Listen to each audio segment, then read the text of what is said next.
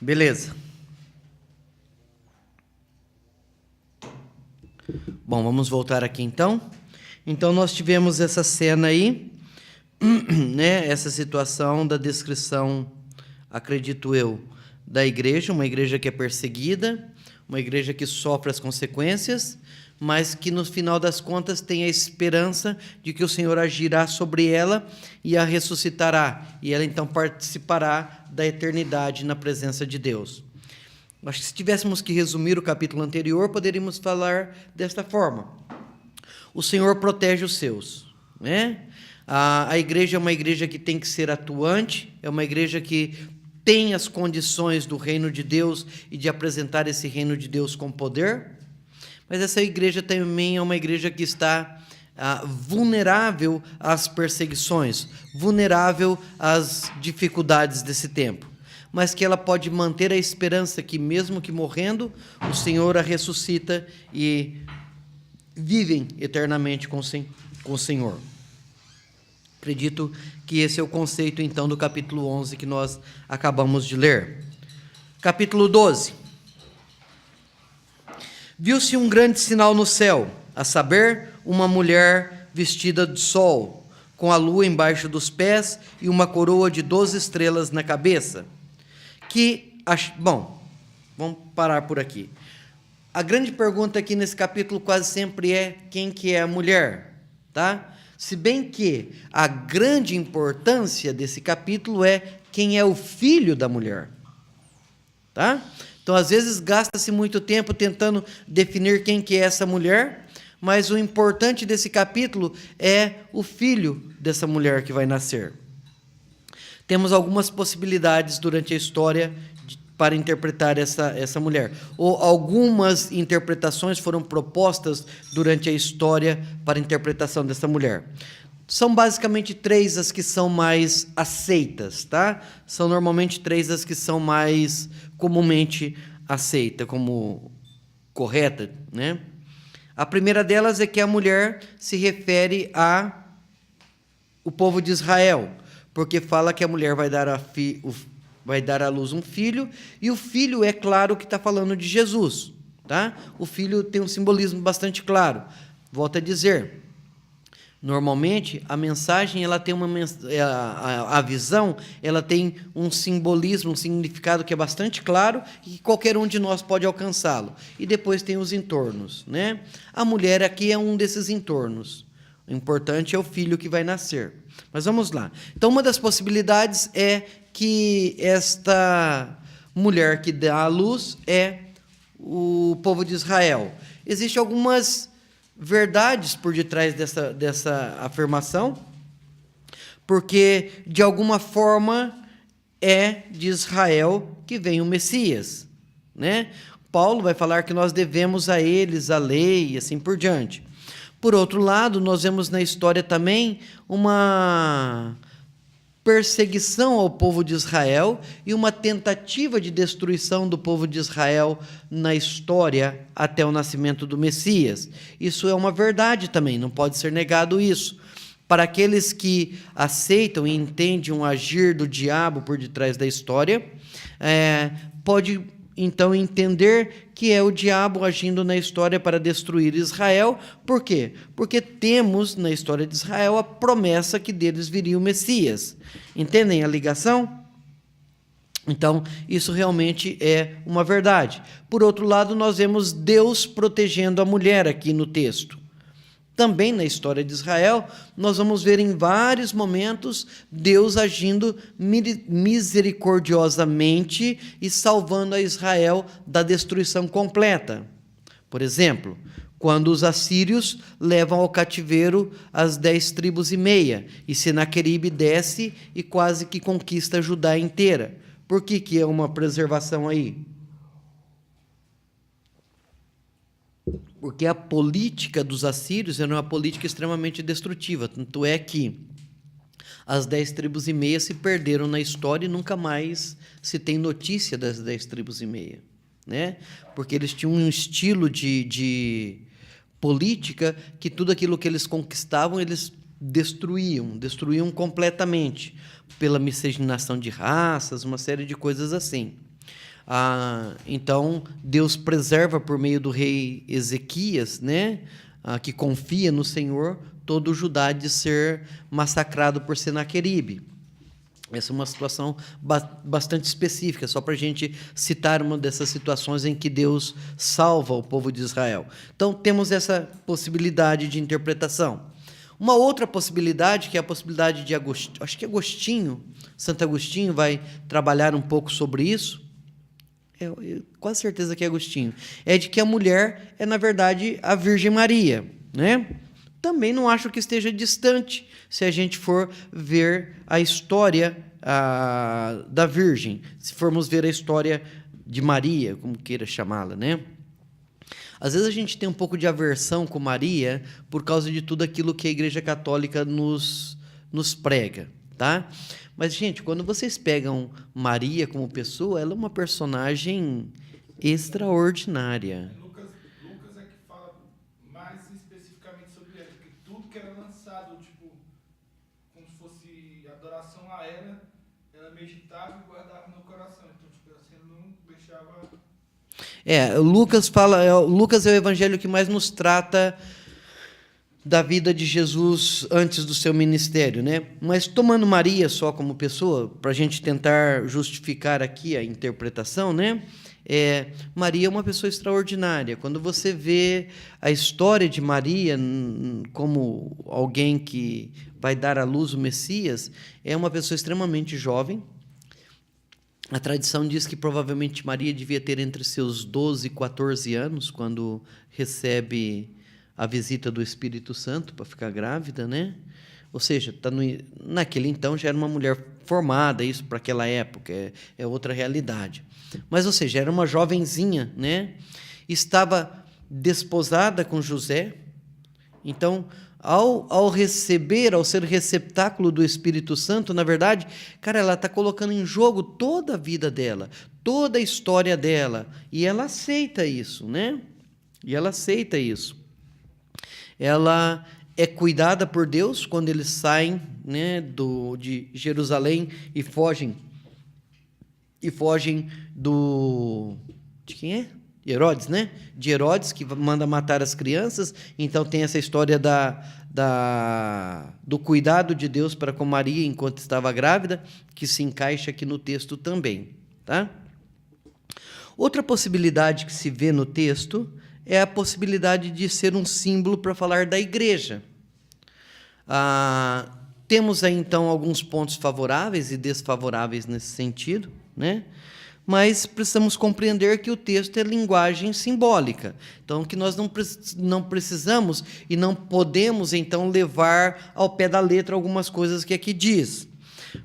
Qual que é a ideia, então, de que o texto está falando da igreja? A primeira coisa diz que a mulher é vestida do sol, com a lua debaixo dos seus pés e uma coroa de 12 estrelas na cabeça. Esse é o primeiro item que pode nos levar a considerar a igreja como sendo a mulher aqui.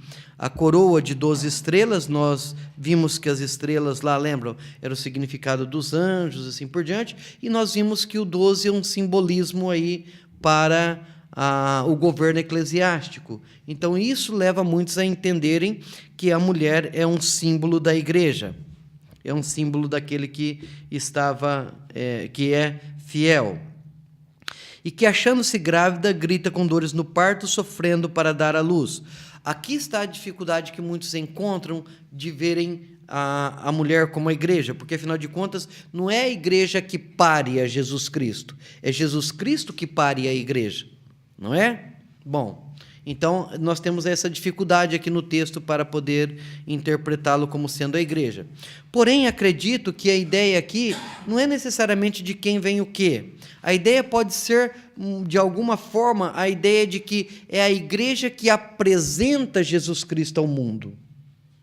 Entendem essa diferença? Então, de alguma forma, a igreja estabelecida é aquela que apresenta ao Messias ao mundo. É aquela que dá a conhecer, que traz o Messias para o mundo vivente, né? De qualquer forma, a imagem aqui, então, é que esta igreja, ou a Virgem, ou Israel, que quer que seja, ela está para dar à luz, está para trazer ao mundo a verdade de que o Messias está presente, está chegando, ou quer que seja, e ao mesmo tempo, então, nós temos uma contrapartida disso, que é o dragão, né? Bom, e aí então fala sobre o dragão, que é vermelho, 7 cabeças, 10 chifres, e na cabeça 7 diademas.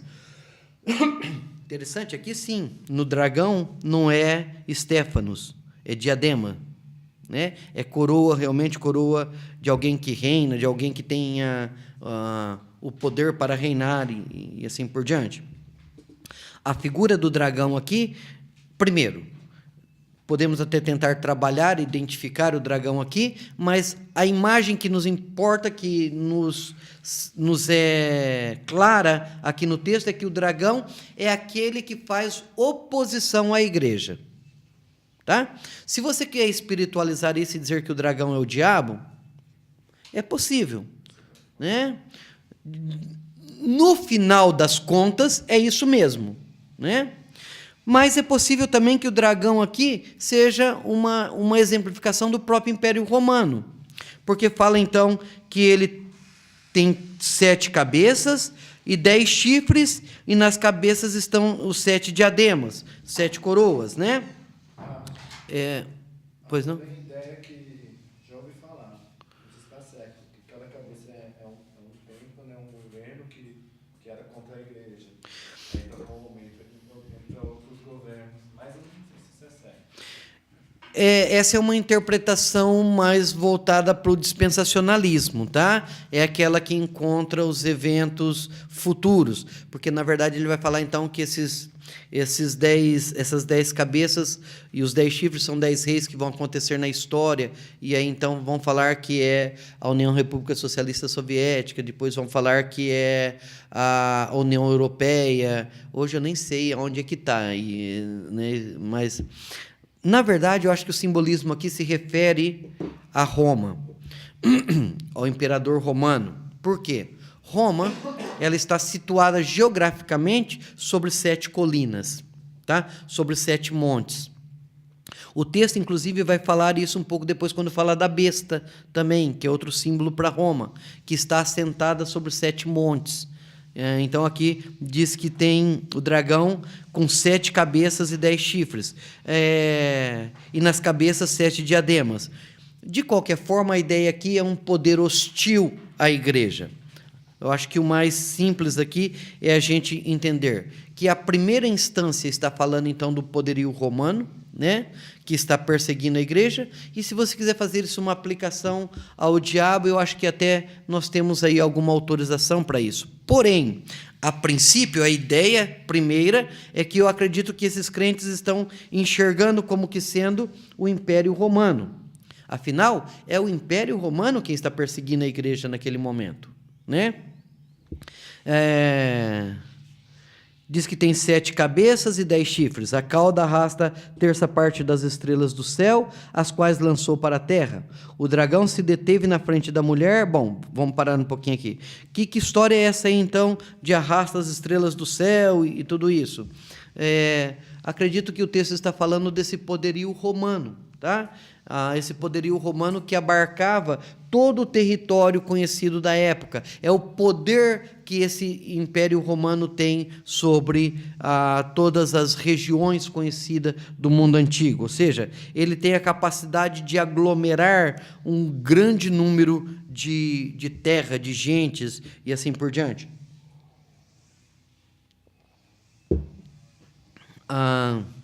De qualquer forma, a ideia, então, é a ideia de alguma coisa poderosa e que é hostil à igreja, tá? É hostil à mulher. E se deteve frente à mulher que estava para dar à luz. Vamos tentar imaginar o quadro aqui, apesar de eu ter falado para vocês todo o tempo para não imaginar um quadro, né? Assim, vamos tentar imaginar, na verdade, a cena aqui. Vamos tentar imaginar aquilo que o autor está pintando aqui. Imagine, é uma mulher grávida, né? Porque o texto diz isso, que estava para dar à luz. Então, uma mulher grávida, pronta para dar à luz, demonstra essa... A palavra não é fraqueza, mas esta... fragilidade, aí está a palavra. Essa fragilidade da mulher. Então, ela está no momento frágil. Ela está grávida, está pronta para dar à luz, não pode correr, não pode fazer nada. Está totalmente fragilizada. E de frente dessa mulher que está para dar à luz, em total fragilidade, está o quê? O dragão com todo o seu séquito, né? Que arrastou consigo 1/3 das estrelas do céu. Então, a mulher está lá totalmente indefesa, pronta para dar à luz, e de frente dela está o dragão com a boca aberta, pronta para engoli-la, né? Então, essa é a imagem que o texto mostra aqui. Cara, essa é a imagem da igreja diante de Roma, não é? Essa é a ideia, essa é a imagem de uma igreja que estava sendo perseguida, uma igreja pobre, que passava fome, que estava morrendo, que é uma igreja totalmente fragilizada, sem condições nenhuma de fazer alguma frente, né? De se colocar, de se comportar de alguma forma contra o grande dragão, o Império Romano. Então, a imagem aqui, para mim, a imagem que me passa o texto é exatamente essa. A imagem de uma igreja fragilizada, totalmente fragilizada, diante de um Império Romano que está pronta para tragá-la. Mesmo assim, a mensagem é que essa igreja fragilizada, sem nenhuma força, ela dá a luz ao Messias, né? Essa igreja fragilizada é aquela que leva a mensagem do Messias, leva a mensagem do Evangelho. Amados, muitas vezes em nossos ministérios, nós vamos estar em condições parecidas. Nós vamos estar em condições em que nós olhamos para a realidade ao nosso redor e nós vamos estar fragilizados. Vamos estar sem nenhuma perspectiva de que pode acontecer alguma coisa. Ou seja, em que o dragão vai estar pronto para nos abocanhar, né? É a imagem de um dragão que está pronto para tragar tudo aquilo que nós podemos oferecer com o nosso ministério. A nossa posição é de que continuemos trazendo luz, continuemos falando desse Messias. Essa parte da coroa pode ser como a doutrina do Evangelho pregada pelos 12 apóstolos?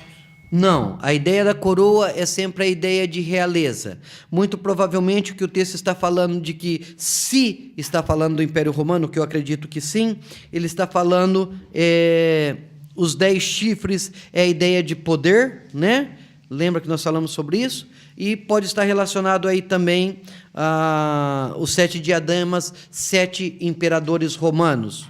Aí, então, a gente poderia trabalhar e tentar definir esses imperadores historicamente. Até é possível a gente fazer alguma coisa assim, mas não é tão importante assim, eu não quero gastar tempo com isso. Talvez um pouco mais para frente a gente trabalhe um pouco mais, dependendo de como formos, tá? Estou tentando, então, ver as ideias maiores no texto para a gente poder trabalhar, tá?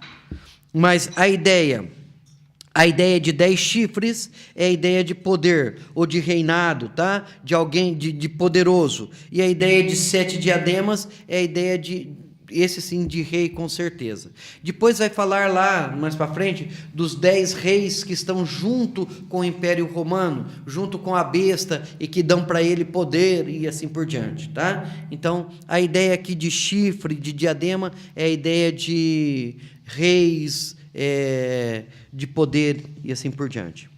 Verso 5. Nasceu-lhe, pois, um filho varão, que há de reger todas as nações com seu cetro de ferro. Então, a imagem do filho que nasceu aqui, não tem dúvida de que está falando de Jesus. Na verdade, a linguagem é a linguagem de Apocalipse, que é a promessa do servo sofredor, né? É a promessa do Apocalipse, de Isaías, do Messias. Então, o texto aqui é bastante claro. Então, a mulher dá a luz ao Messias, tá?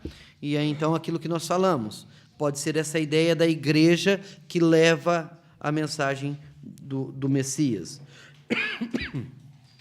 Nasceu-lhe, pois, um filho varão, que há de reger todas as nações com cetro de ferro. E o seu filho foi arrebatado para o céu, até o seu trono. Ou seja, é uma mensagem clara, então, aqui do Messias. É interessante que o texto não esclarece muito. Ele só fala assim, que o dragão está pronto para arrebatar a criança, não é? Mas, de repente, a criança nasce e o Senhor a leva para o céu. Ou seja, é a proteção divina para essa criança.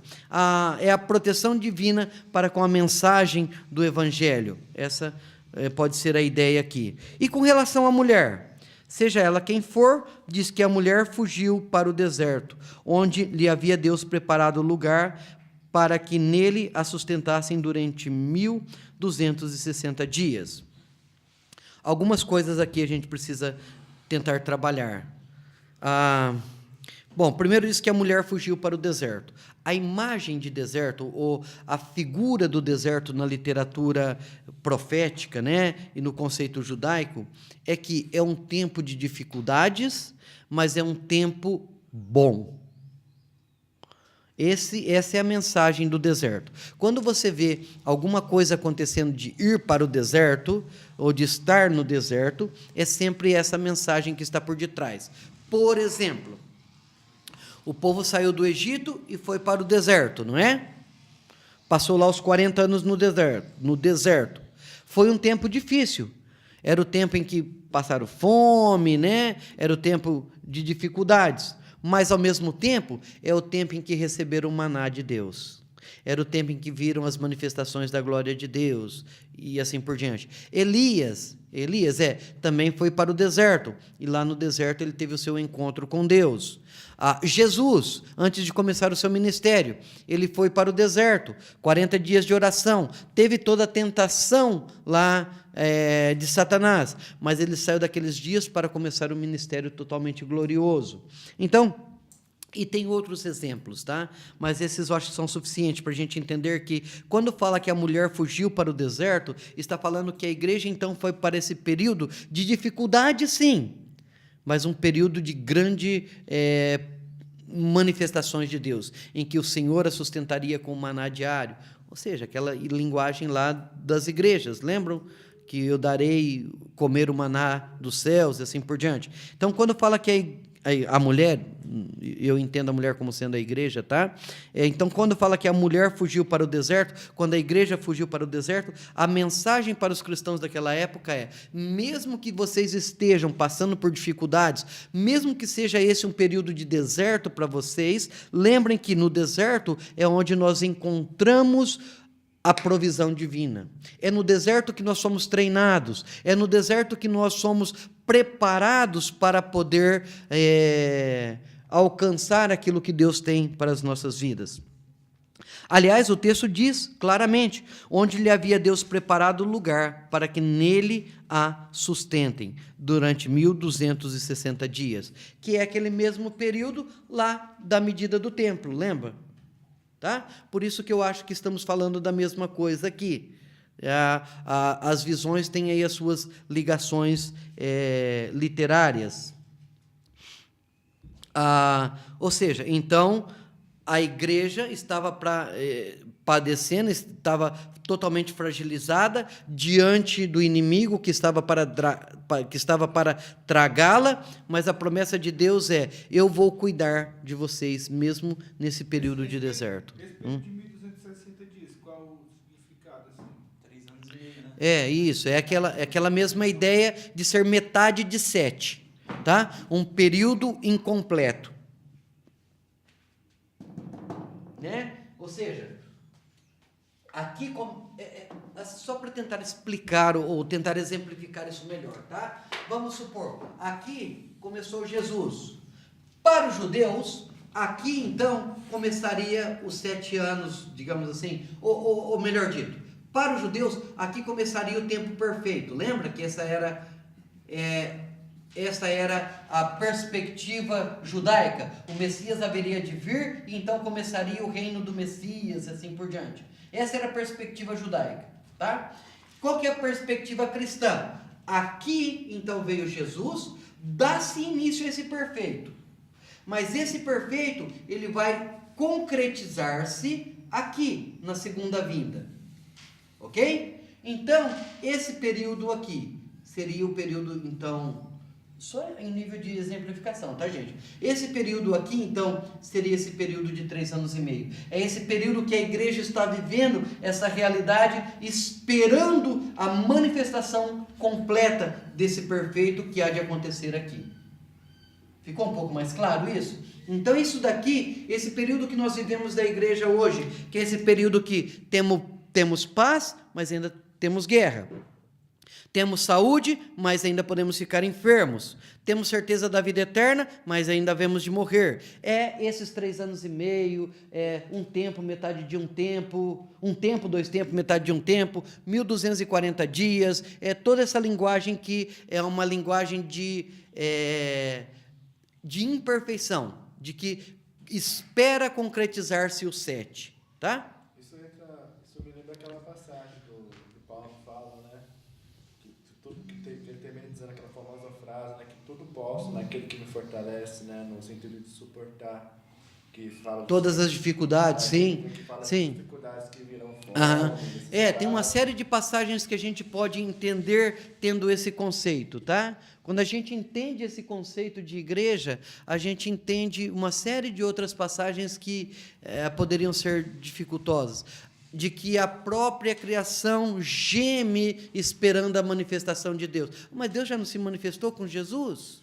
Tá? Já, mas ainda anela essa manifestação total de Deus. Então, tem uma série de passagens neotestamentárias que podem ser esclarecidas a partir desse conceito aqui. Estão comigo? Então, estamos indo, né? Bom, essa então é a primeira tentativa, digamos assim, essa é a primeira luta que nós encontramos aqui a partir do capítulo 11, que é essa luta do dragão contra a igreja, ou a mulher, né? Melhor dito, para usar a linguagem que o texto diz. Aqui no versículo 9 ele fala que o dragão é como se fosse a serpente ou o diabo. Mas não cheguei no 9 ainda, tô no 7. Tá? Você falou 11, eu pensava que já estava... Capítulo 11. Vamos lá, mas vamos chegar lá. Houve peleja no céu, Miguel e os seus anjos pelejaram contra o dragão. Também pelejaram o dragão e seus anjos. Todavia, não prevaleceram, nem mais se achou no céu lugar para eles. Lembra lá, nós vimos que fala a respeito de que ele levou as estrelas consigo, a sua cauda? Muitos entendem aí uma interpretação falando, então, das estrelas como anjos. Afinal, o Senhor falou lá no começo de que tinha 7 estrelas, que as estrelas são os anjos da igreja. É difícil essa interpretação aqui, saber do que é que o texto está falando, tá? Porque lá naquele então, o significado é que... Oi? Está dando um trem aí? Lá então, o significado é que as estrelas são os anjos das igrejas. E aqui então fala também de que levou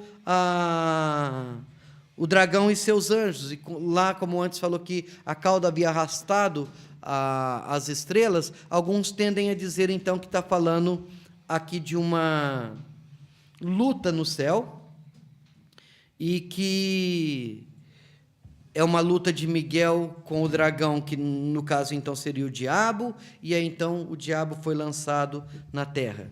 Eu confesso para vocês que esse, para mim, por incrível que pareça, seja o texto mais difícil de interpretação, para mim, tá?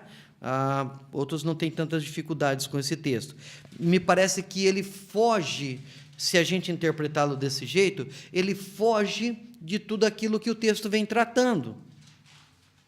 O texto vem tratando todo o tempo, até agora, e para mim isso é bastante claro, vem tratando dessa história da igreja perseguida pelo Império Romano. De repente, o texto tem que dar uma virada, olhar para os céus e falar de alguma coisa que aconteceu em um momento que nós nem temos sequer ideia, se nós interpretarmos aqui como sendo essa famosa interpretação de que é o diabo que lutou com Miguel e então foi lançado na terra e assim por diante. Então, eu tenho a tendência a me distanciar dessa interpretação. Porém, confesso que eu não tenho uma interpretação muito clara dessa passagem para aplicá-la àquela situação da igreja sofredora naquele momento.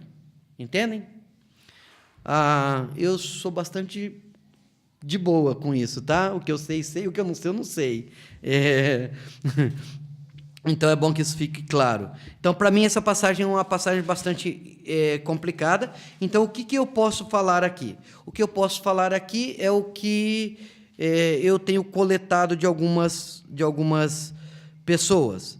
E a primeira interpretação é exatamente essa. É uma interpretação que fala que aqui o texto, então, e pode ter aí sua verdade, o texto, então, ele desfoca da situação atual, que era lá a mulher e a igreja lá sofrendo, e ele passa, então, a narrar o que está por detrás dos acontecimentos do Império Romano.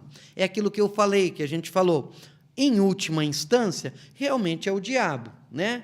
Em última instância, o dragão aqui, aquele que persegue a igreja, aquele que persegue o Israel, ou a própria Virgem Maria, se vocês entenderem assim, em última instância, mesmo que seja ele atuando por meio do Império Romano, é o diabo. Então, muitos encontram nessa passagem esse foco de que o autor aqui, ele está te mostrando, na verdade, o que é que acontece, que chamam por detrás da cena.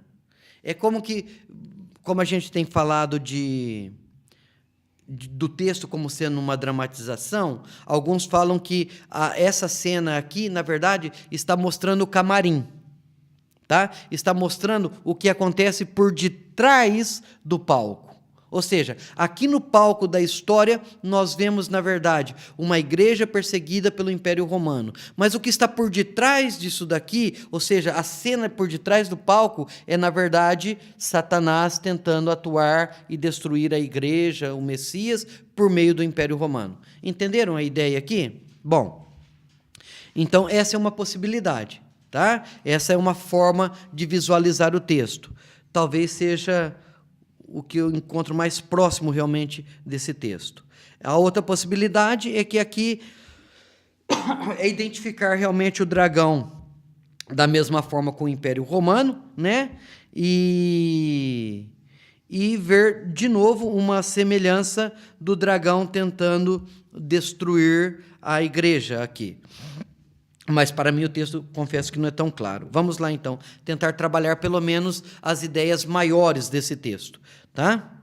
Houve peleja no céu. Miguel e os seus anjos pelejaram contra o dragão. Aqui nós temos aquela história da angelologia judaica, né? Essa preocupação da angelologia judaica, e para eles têm a ideia de que cada nação, cada povo, cada grupo tem um anjo que cuida.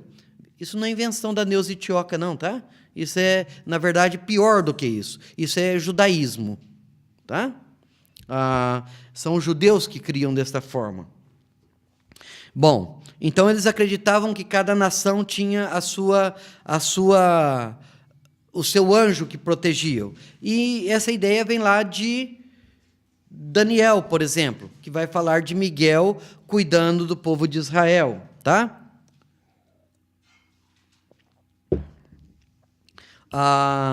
E também mostra aqui a ideia de um exército organizado. Afinal de contas, é Miguel e os seus anjos que vão lutar contra o dragão e os seus anjos.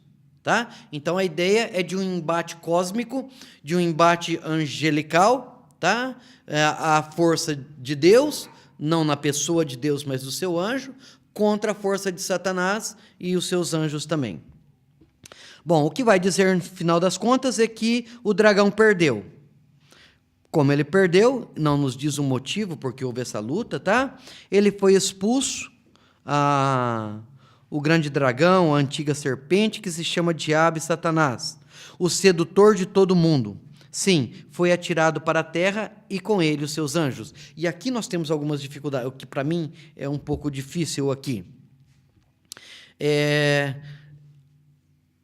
Não podemos tomar esse texto literalmente, no sentido de que o diabo mora na terra.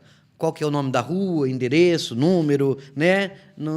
Então, assim, não podemos tomar isso como uma literalidade. O que sim entendo que pode estar falando aqui é desse poder do diabo no mundo. Aquilo que vai, então, perpetuar aqui a forma negativa, ou o lado negativo desses 3 anos e meio. Então, nós já temos vida eterna? Temos, mas ainda temos que passar pela morte. A morte é função de Satanás. Nós já podemos ter cura? Podemos, mas ainda podemos padecer enfermidade. Enfermidade é o resultado de Satanás na terra. Consegue entender a perspectiva aqui? Então, a ideia que acredito estar por detrás desse texto é que Satanás ele tem uma liberdade razoável, né? Uma liberdade de atuação na terra. Alguns vão falar de uma liberdade maior até a vinda do Messias e uma liberdade menor após a vinda do Messias, que é o encarceramento lá do capítulo 20, né? De Satanás ser preso. Esse texto, como eu te disse, para mim é complicado, porque eu vejo sim o atuar de Satanás na terra, mas não vejo uma terra totalmente entregue a Satanás. Talvez aqui caiba muito, muito bem, e é uma das coisas que me ajuda a entender um pouco esse texto, uma afirmação de Spurgeon. Sabem quem é Spurgeon?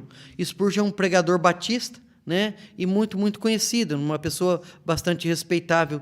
Spurgeon diz que Satanás é um cachorro bravo na corrente de Deus, o qual Deus dá mais corrente ou puxa a corrente. Entendem essa ideia? Ou seja, que na verdade, o Senhor continua Senhor governando a história, o Senhor é aquele que tem toda a autoridade sobre a terra, mas tem essa realidade também de que Satanás, ele atua nessa terra, mas esse atuar de Satanás está então dentro dentro do domínio, a palavra correta seria dentro do querer de Deus, ou seja, Deus usa esse poder demoníaco da forma que ele quer, tá? Em outras palavras, é dizer que Deus, ele estava por detrás, por exemplo, do próprio Império Romano para cumprir os seus propósitos. É dizer que o Senhor usa-se disto da forma que ele quer. Uma imagem que pode ajudar aqui, de repente, é exatamente a imagem do livro de Jó. Lembram? Vai dizer aqui que Satanás é o sedutor de todo mundo, né? A palavra Satanás, na verdade, com seu correlato diabo, significa literalmente o acusador, aquele que é acusador, que é exatamente isso que ele faz no livro de Jó. Deus diz assim: viu meu servo Jó, que me é fiel? Qual que é a acusação de Satanás? Dá tudo para ele. Tira as coisas dele para você ver só como é que ele vai te negar. Essa é a acusação de Satanás diante de Deus com relação a Jó, né? Ou seja, então Deus diz para Satanás: você vai dar corrente para Satanás, faz o que quiser com Jó, menos tirar a vida dele. Deu então o Senhor essa liberdade para que ele pudesse trabalhar na vida de Jó. Então, de alguma forma, Satanás no livro de Jó, em algumas passagens bíblicas, inclusive, na verdade um instrumento divino para alcançar os propósitos que o próprio Deus quer com relação ao seu reino. Então, essa é a minha visão desse texto, quando fala que Satanás foi expulso ou foi atirado na terra. Tá? Pois não. Essa ideia que você deu no início da sua fala fortalece o argumento daquela galera que crê que Satanás já está sofrendo esse período de aprisionamento agora e que o próprio Cristo está reinando agora, só esperando a segunda vinda para reinar, não sei. Na verdade, nós vamos, se chegarmos lá no capítulo 20, trabalhar um pouquinho mais essa questão, que são os sistemas escatológicos que estão que permeiam toda a história da igreja, que é o pré-milenismo, o pós-milenismo e o amilenismo. Nós tratamos um pouquinho disso quando nós vimos a introdução ao livro, né? só para dar uma palhinha, me parece que aqui nós temos bastante a ideia do amilenismo, em que nós já estamos vivendo esses 1000 anos, né, do aprisionamento, nesse sentido, de que Satanás ele tem uma liberdade, mas é uma liberdade controlada. Ok? Então, ouvi alguma coisa mais sobre isso? Desculpa se eu não consegui te esclarecer tanto o texto, mas... Não, essa ideia parece que eu tenho aqui ao ler essa parte, né? Quando a gente trata, mesmo tratando de Satanás como um poderio romano, me parece uma ideia muito agora, muito vigente nesse texto de que Satanás, tudo que ele pode fazer depende de uma permissividade divina. Mas o complicado disso é quando a gente continua lendo. Quer ver? Diz assim: então ouvi grande voz do céu proclamando: agora veio a salvação, o poder, o reino do nosso Deus e a autoridade do seu Cristo. Ora, como que veio salvação se Satanás foi lançado na terra justo onde está a igreja? Entendeu? Então essa é um pouco da complicação. Ou então podemos dizer que terminou essa ideia, e aqui nós já estamos falando de uma outra ideia.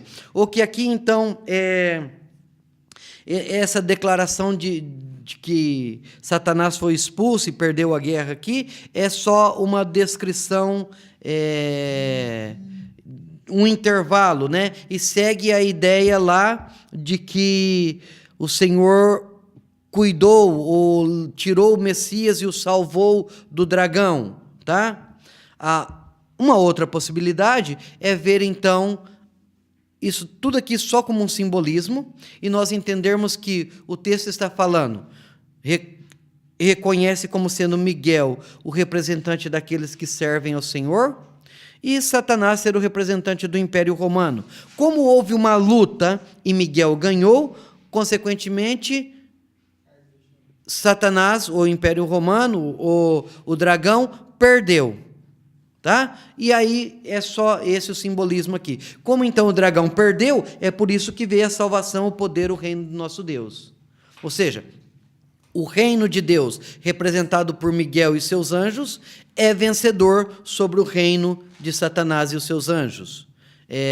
Por isso, então, que essa declaração aqui de que veio a salvação, o poder, o reino do nosso Deus e a autoridade do seu Cristo, pois foi expulso o acusador de nossos irmãos, o mesmo que o acusa de dia e de noite diante do nosso Deus. Bom, aqui também nós podemos entender, é complicado isso aqui, mas aqui a gente pode entender também que, ao derrotar Satanás, né? Ao derrotar, vai dizer aqui, o acusador de nossos irmãos, o que acontece? Na verdade, o texto está dizendo que aquela igreja não tem mais acusação. Lembra que essa era a função de Satanás. Aliás, esta é a função de Satanás, é acusar aos irmãos, é dizer, fulano de tal, ele queimou incenso. Né? Só para a gente criar aqui uma imagem.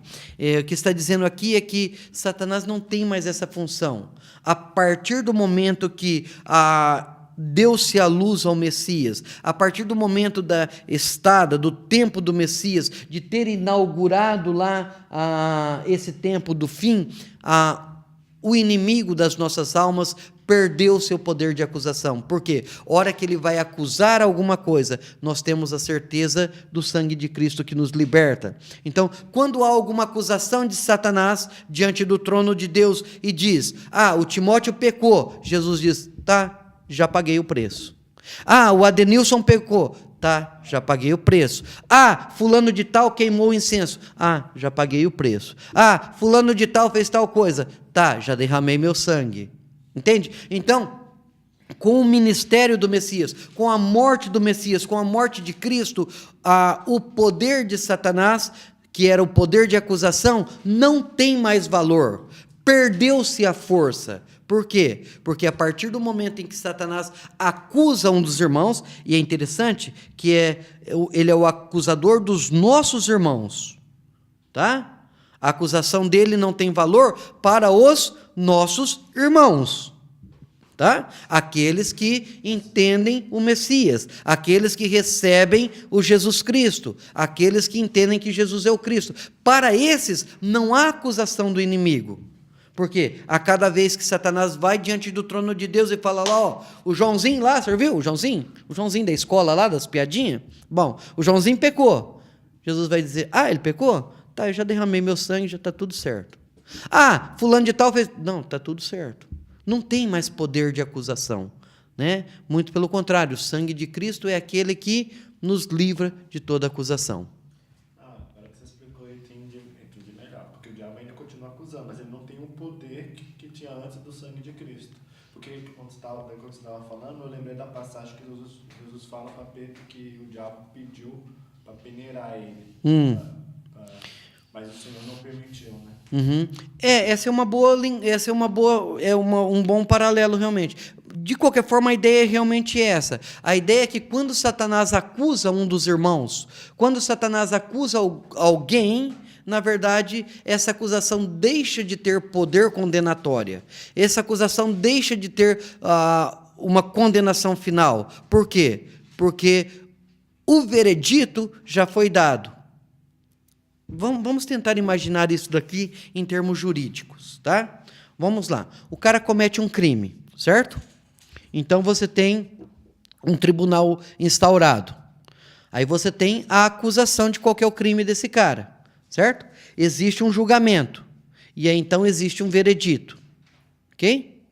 Esse veredito é inocência ou é culpa, tá? Muito bem. Então, quando nós pecamos, existe a acusação do diabo.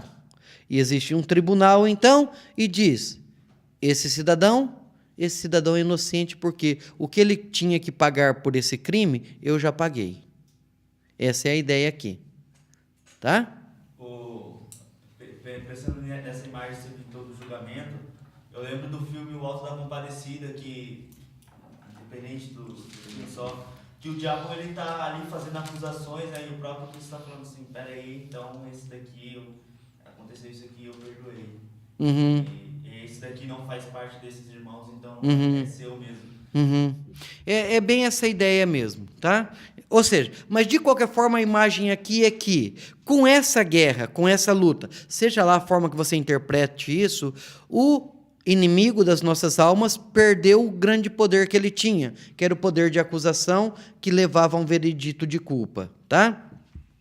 Mas mais do que isso, diz que foi expulso o acusador, o mesmo que nos acusa de dia e de noite diante do nosso Deus.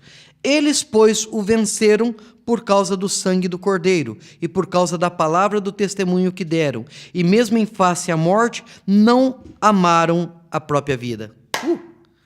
Que mensagem gloriosa para aqueles crentes daquela época, né? E para os nossos dias. Por que venceram o inimigo? E aqui, é por isso que eu tenho dificuldade de interpretar isso daqui como sendo lá uma luta cósmica do diabo, porque diz que eles, pois, o venceram. E esse eles, pois, o venceram, e faz essa declaração toda aqui, me faz estar muito próximo da igreja primitiva. Então me faz entender que a representação lá de Miguel e os seus anjos em luta contra... me parece muito mais a ideia de uma representação simbólica da própria igreja, que luta contra o inimigo e a vence. Ou então uma declaração simbólica do próprio Cristo que luta e vence. Mas, como eu disse, é complicado. De qualquer forma, a ideia aqui, no verso 11, é que eles, pois, o venceram por causa do sangue do Cordeiro. Eles é quem? Eles é a igreja. Aqui é claro, venceram por causa do sangue do Cordeiro, não tem nada a ver com os anjos de Miguel. Quem é que pode ter vitória por causa do sangue de Cristo? Os anjos? Não tem, a mim, pelo menos, não me parece ter significação essa passagem aqui aplicada aos anjos. A não ser que esteja falando aqui que os anjos tiveram vitória sobre Satanás porque Cristo morreu na cruz. Mas aí nós... Sabe, quando parece que você tem que criar muita coisa para chegar numa outra coisa? Então, bom, de qualquer forma, o verso 11 me parece muito claro que está falando da igreja. Eles, pois, o venceram por causa do sangue do Cordeiro. Venceram, então, Satanás, venceram o acusador por causa do sangue do Cordeiro e por causa da palavra do testemunho que deram. E mesmo em face à morte, não amaram a própria vida. A vitória que aquela igreja podia ter é uma vitória estabelecida no sangue de Cristo e a sua fidelidade a esse testemunho. Essa é a mensagem aqui. Qual que era a forma, então, deles vencerem o inimigo? Seja lá Roma, ou seja lá Satanás, quem quer que seja. A forma deles vencerem é entendendo que o sangue de Cristo os perdoou. O sangue de Cristo fez diferença na vida deles e, por causa disso, então, eles mantêm a palavra de testemunho e, mesmo que isso os leve à morte. Por quê? Porque uma vez que eles entenderam o que Cristo fez por eles, eles deixaram de amar a sua própria vida. Deixaram de ser egocêntricos, deixaram de olhar para si mesmo e passaram a viver a vida do Cristo neles. Tá? Essa é a mensagem gloriosa para aquela igreja. Essa é a aplicação para as nossas vidas. Ou seja, mesmo em meio a dificuldades, por tudo aquilo que estavam passando, por toda a perseguição que estavam tendo, nada importava. O que importava era manter o testemunho, manter a pregação do Evangelho. Tá? Por quê? Porque o grande perseguidor deles, o Satanás, ou o próprio Império Romano, quer que seja, já havia sido vencido. Venceu pelo sangue do Cordeiro. Tendo essa vitória já estabelecida, o que podia acontecer no dia a dia, que era perder as suas próprias vidas, não tinha valor, porque, afinal de contas, eles não eram amantes de si mesmos. Eles passaram a ser amantes de Cristo. Ok? Isso é muito lindo quando você fala isso, né? Porque, infelizmente, no mundo a gente se ama da forma errada, né? Quando a gente se ama da forma certa, a gente é livre, né? A gente não é preso ao nosso bem-baixo, pensando no próximo, e também a gente vive de acordo com o que você está falando aí, que deixa de se apegar à vida de tal maneira, que não faz nada, que foge ou que impede de viver a vida. E eu acho isso sensacional, essa forma que você está falando. Amém. Verso 12. Por isso, ou seja, porque já tem a vitória, porque Satanás não pode mais acusá-los, né? Festejai, ó céus, e vós os que nele habitais. Ai da terra e do mar, pois o diabo desceu até vós, cheio de grande cólera, sabendo que por pouco tempo lhe resta. Bom, então, aqui é um fechamento, então, dessa visão, é um fechamento desta cena, e o fechamento tem a ideia de festa, de regozijo, porque houve vitória, e, ao mesmo tempo, uma mensagem de juízo. Por quê? Porque agora a terra, então, está sob o domínio do diabo. Essa é a mensagem aqui nesse verso 12. Então, nós temos, primeiro, uma ideia de uma perseguição do inimigo com relação à igreja e o Messias que havia de nascer. Nós temos depois uma segunda visão, ou uma segunda cena, que é essa história lá da luta de Miguel. É uma luta que acontece aqui na terra, digamos assim, essa perseguição da igreja, da mulher. Uma luta que acontece nas regiões celestes, digamos assim, como Paulo vai falar, né, da luta nas regiões celestes. Eu não nego isso, a existência dessa realidade, muito pelo contrário, eu acredito nela. E agora, no verso 13, nós vamos de novo ver uma luta com relação à mulher, uma busca para a destruição da mulher. Subentende-se que lá no princípio, o Satanás queria, o dragão queria destruir o filho, né? Depois aqui nós vemos uma luta que é a tentativa de destruição do exército de Deus, digamos assim. E agora aqui nós vamos ver uma perseguição com relação à mulher diretamente, que eu acredito estar falando da igreja, tá? Então, uma tentativa de destruir a Jesus, uma tentativa de destruir as regiões celestes e uma tentativa de destruição da própria igreja. Se a gente vendo a descrição, a linguagem aqui do texto. Quando, pois, o dragão se viu atirado para a terra, perseguiu a mulher que dera à luz o filho varão. Ele não conseguiu destruir a criança, agora então ele passa a perseguir a mulher. E foram dadas à mulher 2 asas de grande águia, para que voasse até o deserto, e ao seu lugar, aí onde é sustentada por durante um tempo, tempos e metade de um tempo, que é a mesma linguagem lá. Essa informação nós já vimos, na verdade. É esse cuidado de Deus, então, com a igreja, mesmo levando para o deserto, fora da vista da serpente. Bom, mas isso não desanimou a serpente. Diz então, a serpente arrojou da sua boca, atrás da mulher, água como rio, a fim de fazer com que ela fosse arrebatada pelo rio. É só um simbolismo de perseguição. É só um símbolo aqui de que a serpente continua a qualquer custo tentando dragar a igreja, tentando acabar com a igreja. A terra, porém, socorreu a mulher, e a terra abriu a boca e engoliu o rio que o dragão havia arrojado de sua boca. Ora, da mesma forma que teve, então, essa tentativa de destruição, ao agir de Deus para salvaguardar a mulher. Tá?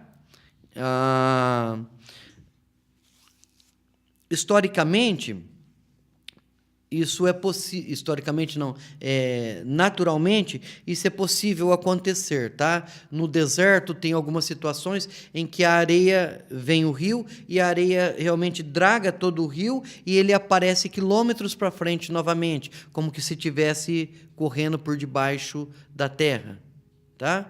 Então essa é a imagem aqui. Existem algumas situações que acontecem realmente assim. De qualquer forma, a imagem é que o Senhor a está protegendo. Tá? Essa é a mensagem por detrás do texto aqui.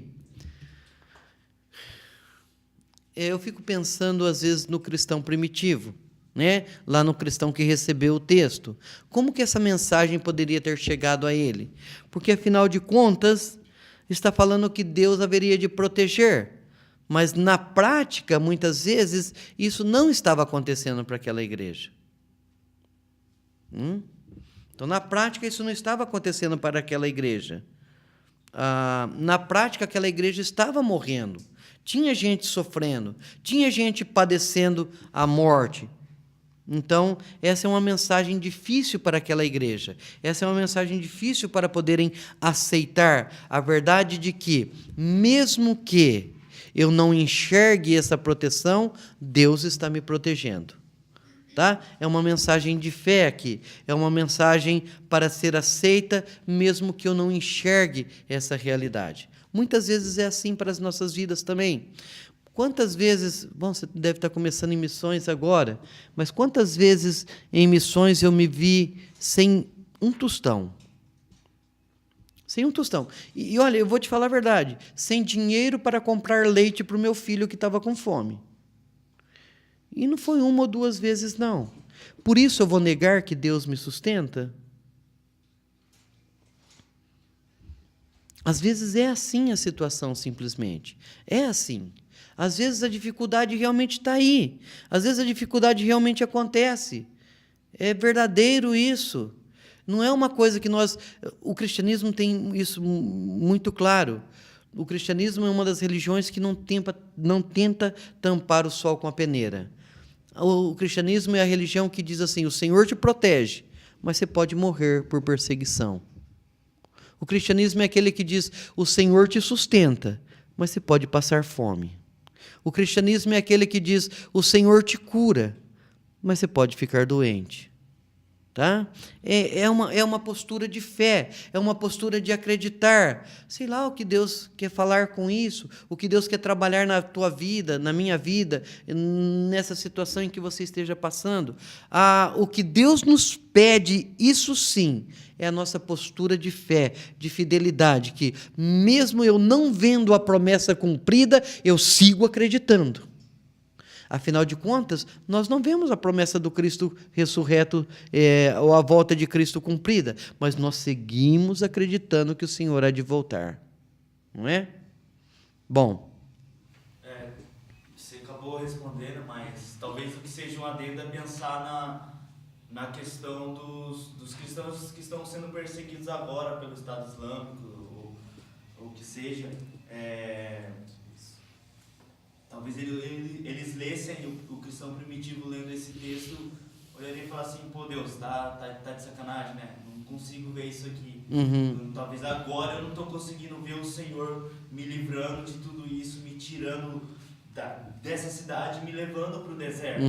Mas a minha única escolha é confiar em você. A única escolha daquele cristão que está sendo perseguido e morto pelo Estado Islâmico agora é saber que a confiança dele está em Deus e que, mesmo ele morrendo, a igreja vai prosseguir. Essa é uma certeza que nós temos. Talvez o cristão primitivo não pensasse assim. Talvez ele pensasse, putz, morri e acabou a igreja. Uma das coisas que talvez corrobore com isso é o finalzinho do texto. Diz assim, irou-se o dragão contra a mulher e foi pelejar com os restantes da sua descendência, os que guardam os mandamentos de Deus e têm o testemunho de Jesus, e se pôs em pé sobre a areia do mar. É provável, então, que o texto esteja falando desta